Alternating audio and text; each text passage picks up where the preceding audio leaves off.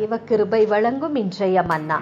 விசுவாசத்தை அறிக்கையிடுங்கள். தாவீது ராஜா ஞானமுள்ளவனும் வெற்றி வீரனும் மட்டுமல்ல, தேவனுடைய இருதயத்துக்கு ஏற்றவனாகவும் திகழ்ந்தார். அவனுடைய வாழ்க்கை எப்பொழுதும் சுலபமாயிருந்ததா? அவருடைய சூழ்நிலை மிக பரிதாபமாக இருந்தது.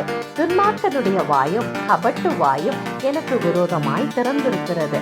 கள்ள நாவினால் என்னோட பேசுகிறார்கள். பகை உண்டாக்கும் வார்த்தைகளினால் என்னை சூழ்ந்து கொண்டு முகாந்திரம் இல்லாமல் என்னோட போர் செய்கிறார்கள். நானோ ஜெபம் பண்ணி கொண்டிருக்கிறேன். இத்தனை சாபங்களையும் காயப்படுத்திய வார்த்தைகளையும் கேட்டு அவன் சிறுமையும் எளிமையுமான உணர்வடைந்து காணப்பட்டான். இயேசு கிறிஸ்துவுக்கு தன் நாவை விட்டு கொடுத்தான். ஜீவனையும் மரணத்தையும் கொண்டு வருகிற வல்லமை வார்த்தைக்கு இருக்கிறது. அதை ஞானமாய் பயன்படுத்துங்கள். தேவன் தாமே உங்களை ஆசீர்வதிப்பாராக. ஆமென். அல்லேலூயா.